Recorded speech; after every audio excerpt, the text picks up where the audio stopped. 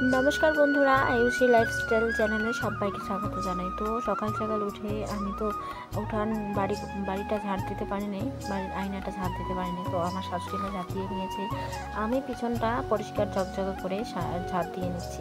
আর পিছনটা আমাদের সারা পিছনটায় বস্তা ভর্তি। কারণ হলো আমাদের বেশি জায়গা নেই, তো তাই আর কি পিছনটা বস্তা দিয়ে রাখি। মাটিগুলো সবগুলো না হলে দোলাবাড়িতে চলে যাবে, দোলাবাড়িতে চলে গেলে আবার এটা ক্যাতক্যাতা হয়ে যাবে, তার জন্য বস্তা বিছিয়ে রাখি। সকাল সকাল ঝাড় দিলে আমার যেহেতু কোমর ব্যথা করে, তার জন্য শাশুড়িমা বড় ঝাড়ুটা নিয়ে আসলো। আর বড় ঝাড়ু ছোটো ঝাড়ুটা দিয়ে যেহেতু আমি ঝাড়টা দিয়ে নিয়েছি, তার জন্য ছোটো ঝাড়ুটা দিয়ে ঝাড় দিচ্ছি। তার জন্য সাইডে রেখে দিল। এটা যেহেতু আমাদের বাড়ি যাওয়ার রাস্তায় যদি একটা ঝাড়ু রেখে দাও, আমার শ্বশুর দেখলে আবার গালাগালি করবে, তার জন্য ঝাড়ুটা সাইডে রাখলো।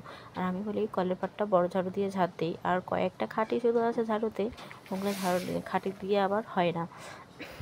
তারপরে পিছনটা ঝকঝকে পক করে পরিষ্কার করে নিলাম। প্রতিদিন রাত্রেবেলা মেয়ে লেট করে ঘুমায়, তার মধ্যে হচ্ছে ঘুমাতে ওর বেজে যায় 12টা 1টা, তার জন্য আমার উঠতে একটু লেট হয়ে যায়। আমি তো অনেক চেষ্টা করি তাড়াতাড়ি ওঠার, আর কয়েকদিন পরে ক্ষেতের মধ্যে কাজ লেগে যাবে, তারপরে তো আবার তাড়াতাড়ি উঠতে হবে। তাড়াতাড়ি উঠে ক্ষেতের কাজটা শেষ করে দিয়ে আসতে হবে, কারণ আমার বড়মশাই বাড়িতে নেই। এবার তো আমাকে একা হাতে সব কিছু সামলাতে হবে, তো তার জন্য আর কি তাড়াতাড়ি ওঠার অনেকটা চেষ্টা করব। এখনই যদি অভ্যেস না করি, তাহলে রোয়াগাড়ার সময় আমি তাড়াতাড়ি একদমই ঘুম থেকে উঠতে পারবো না। একটা ছোট বাচ্চা নিয়ে অনেকটাই অসুবিধা হয়। অসুবিধার ভিতরে ছোট একটা টাইম বের করে আমাকে তো কাজটা তো করতেই হবে। তার মধ্যে সকালবেলা উঠানটা ঝাড় দিয়েছে আমার শাশুড়ি মা, আবার নোংরা হয়ে গেছে। আর গাছের পাতা সারাদিনই পড়ে থাকে যদি হাওয়া করে।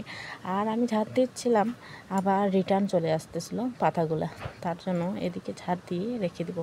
পাতাগুলো সাইডে রেখে দিয়ে তো লাভ নাই, ঝাড়ু আবার হাওয়া করলে আবার চলে আসবে বেশি করে নোংরা। তার জন্য এগুলো গামলাতে হাওয়া করলে 2-3 বার তো উঠান বাড়িঘর ঝাড় দিতেই হয়। তার মধ্যে আবার এই দিনটায় 2 দিন ধরে পুরো হাওয়া চলছে, এই হাওয়াতে উঠান বাড়িঘর পুরো নোংরা হয়ে যায়। তার মাঝে আবার সকাল বিকাল তো আছে ঝাড় দেওয়া, উঠান আবার ঝাড় দিবা, আবার নোংরা হবে, নোংরা তো হতে থাকবে। তারপর বিকালবেলা যখন বাজে 3টা, তখন আবার একবার ঝাড় দিয়েছি। ঝাড়টা দিয়ে আবার রান্না করেছি, তোমাদের সঙ্গে একদমই শেয়ার করিনি আমার, কারণ তোমাদের সঙ্গে সব কিছু শেয়ার করার অনেক চেষ্টা করি। আস্তে আস্তে আমি 12-13 মিনিট করে ভিডিও করব। উঠান বাড়িঘর ছাড় দিয়ে তারপরে চলে গেলাম কলের পাড়ে গিয়ে দেখছি আমার তো সারাদিনে পুরো মাথা ব্যথা করছে। সকালবেলা তো মাথা আমার একদমই ধোয়া হয়নি, তার জন্য এখন শ্যাম্পু দিয়ে মাথাটা ধুয়ে নেব। তার আগে যেগুলা থালা বাসন ছিল ওগুলা মেজে রেখে দেই, তারপরে মাথাটা ধুয়ে নিই। মাথার পুরো ব্যথা 2 দিন ধরে তো পুরো মাথা ব্যথা করছে, আর বেশি টেনশন করলে বেশি মাথা ব্যথা করে। আর বড়মশাইয়ের এরকম শুনে আমার তো আবার মাথা ব্যথা বেশি হয়ে গেছে। আমার না খুবই যেতে ইচ্ছে করছে বাপের বাড়িতে, কিন্তু এখন আর যাওয়া হবে না, কারণ সবারই এখন কাজ লেগেছে। আর বাপের বাড়িতে গিয়ে যদি মার সঙ্গে ভালো করে কথা বলতে না পারি, তাহলে একদমই ভালো লাগে না।